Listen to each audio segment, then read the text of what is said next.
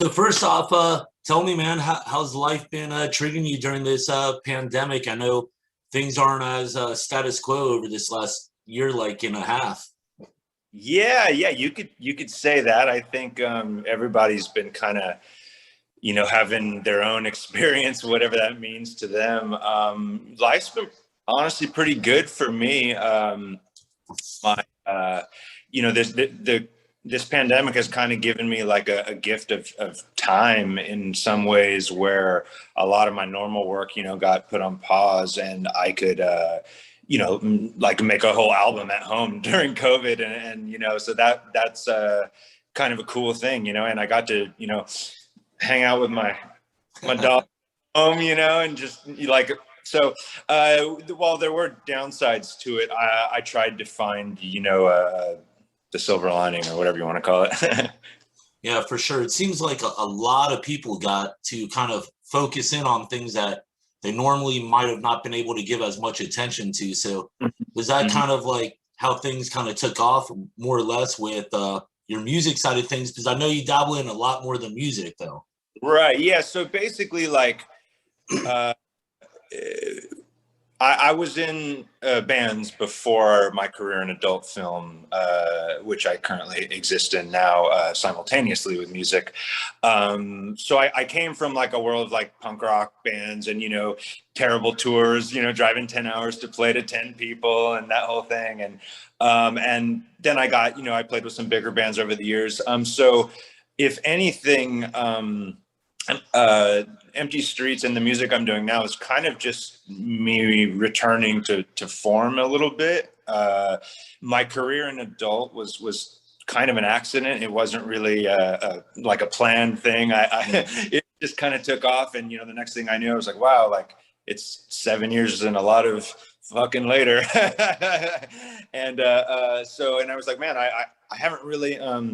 I hadn't been in a band in a while. I hadn't toured, and I was like, okay, well, maybe there's still a way I can get this musical stuff out of me, just with the way my life is now. And so doing everything alone and myself was kind of already set up like that before COVID, even just because I don't have a lot of time with my film schedule. I can't like jam 5 nights a week with the guys like I like back in the day.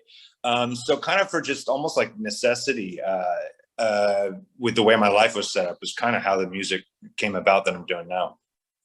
That said, I mean, like your music, it's almost like I don't know how to explain it. I You get so many different sides of things. I got definitely that '80s vibe. It's like that harder Depeche Mode, Duran Duran, even. Mm-hmm. Especially visually. I mean, it's almost like were you born in the wrong era? I mean, I don't know what it is. I don't know either. I mean, I was born in the '80s, but I was real little. I think partially, I've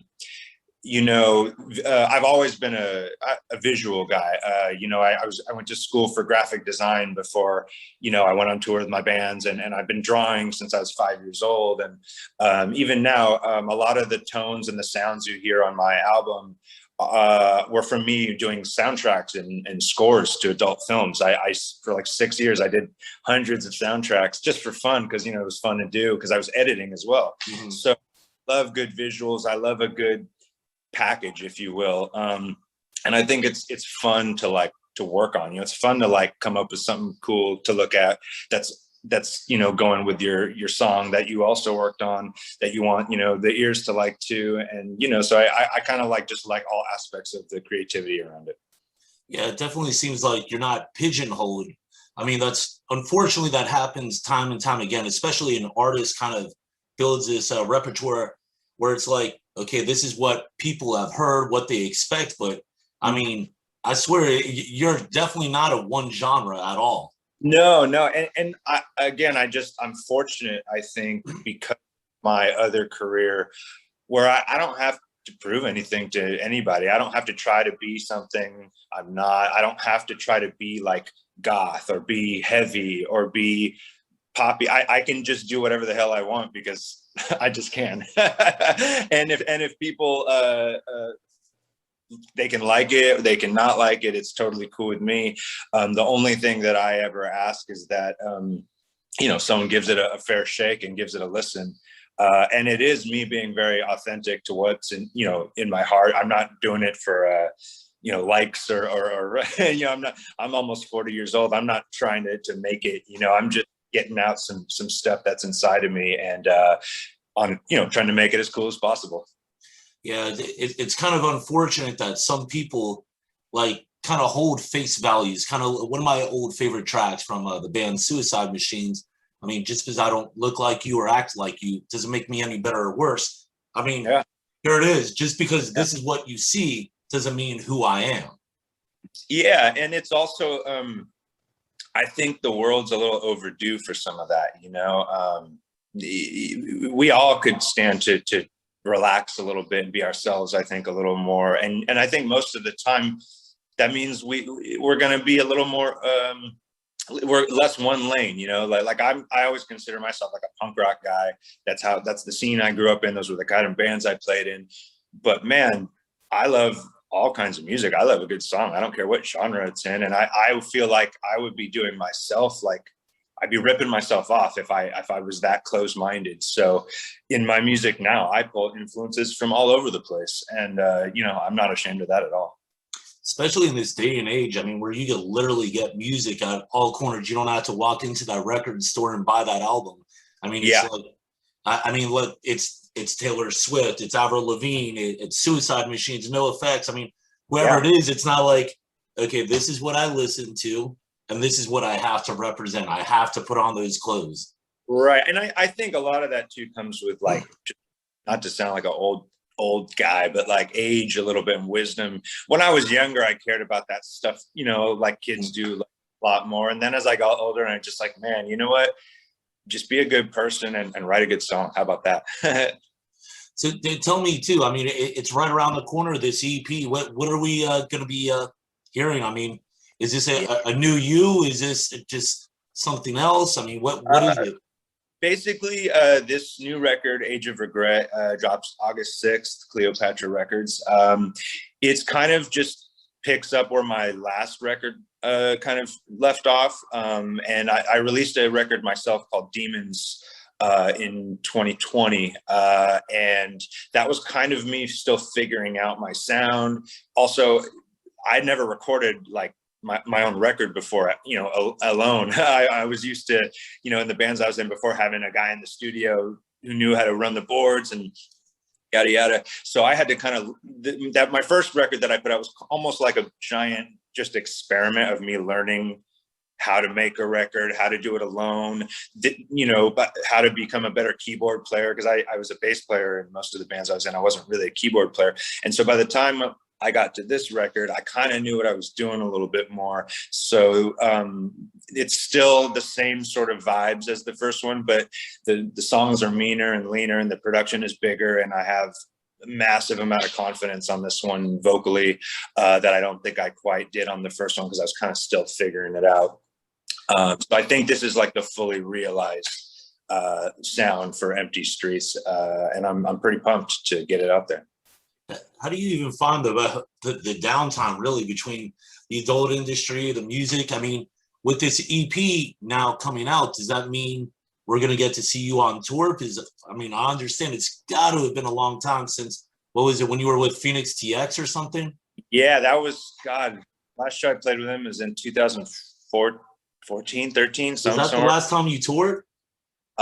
Yeah. I've played, a couple little like, I filled in for friends' bands, little shows here and there. But yeah, last time I was really doing the full thing. So it's been like 7-8 years. Yeah. So I'm overdue. I'm ready. So could it happen?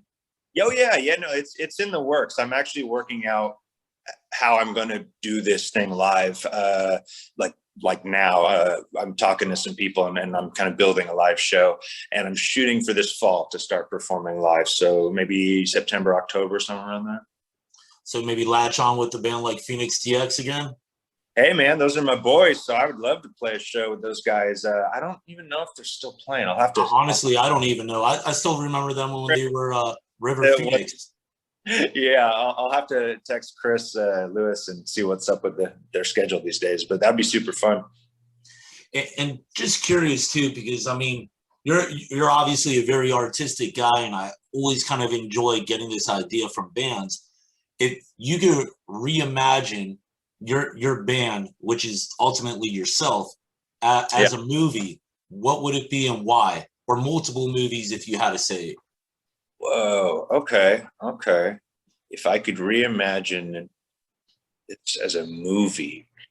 I mean, it could also be your life in general, because I mean, you definitely haven't had the typical lifestyle as most.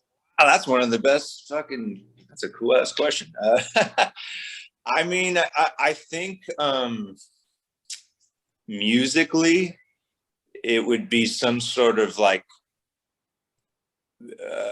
bastard mix of like John Carpenter, Escape from New York kind of vibes, but with like Ozark, like manic preacher shit. Some kind of cross like that. I think I would go with. Or just any like John Waters movie that's just fucking weird. Is that also credence to your lifestyle and the way you grew up? Is, I mean, again, this is you can write a movie just on your life. Yeah, no, well, it's actually the opposite of the way I grew up. You know, growing up in church when, you know, my preacher dad and just basically living that whole thing. I think I like the religious imagery still. It's why I use so much of it in my music visuals, and also because it's authentic to me. Like, you know, they say write what you know. I fucking grew up in church, and now I'm kind of not happy about it. So let me tell you, you know. So I've always loved kind of hijacking the religious imagery, because fuck it, why not? Like, at least I'll get something out of this bizarre way I was brought up, you know. So who knows? Maybe you're writing your own life as the new Book of Mormon. Book of something. Book of Aaron. there you go. Hey, well, what else is kind of in the works? I know you got the EP. I know there's some videos already out there, but is there anything else tied to it coming out soon that fans should be on the lookout? Yeah, I actually, a cool thing I just dropped, I did a collaboration with a band on Cleopatra Records. They go by Run With Hounds, and we covered Hall & Oates' Man Eater, but we did it kind of a post-punk style. And there's a video on my YouTube page for it, and we shot a cool video for it in Orange County, just running around the beach. So that's out now. And then the day the album drops, August 6th, I'm releasing the third video from this record. And that will be the song Heartthrob of the Ages. And we shot that video in Brooklyn, New York this summer. And it's pretty good. Pretty awesome. Awesome. Well, hey, anything else you'd like to add for the fans out there? No, I just want to say thanks for listening and watching. Wink, wink. You know what I mean? And I just want to, you know, I'm always so humbled and just thankful that I have, honestly, the coolest fans in the world, because they let me, you guys let me do both. You let me live out this adult film actor life, and then you also embrace my music, and like, I couldn't ask for anything more. So thank you. Awesome. Well, hey, appreciate your time, and look forward to when you finally make your way to South Florida. Hopefully this fall, winter, maybe, if I can hop on a tour. Awesome. Thanks again, man. Thank you. Take care.